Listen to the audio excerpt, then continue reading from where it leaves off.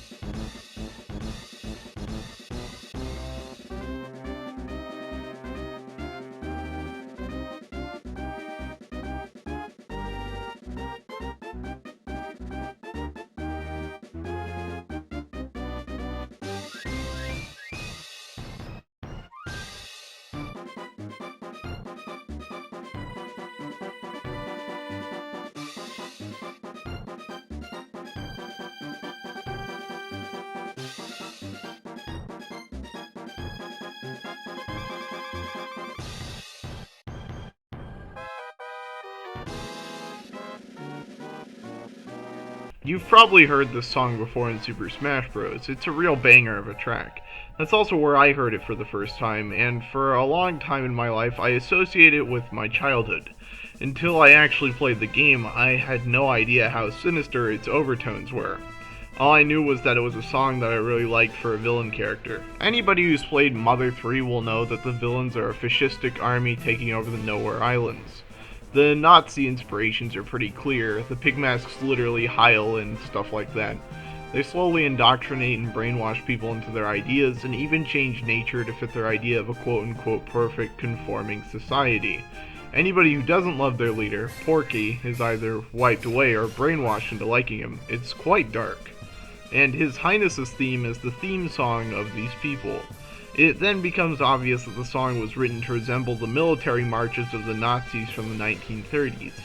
And suddenly, that track I loved so much became associated with something so much worse. But it was so damn effective. Fascism itself often corrupts nostalgia.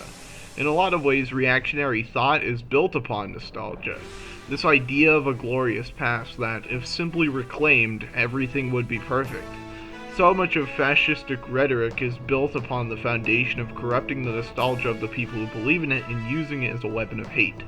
So, in so many ways, Mother 3 perfectly captures the ideological stance of its villains by taking a song that I loved from my childhood and using it as a propaganda war machine of hatred.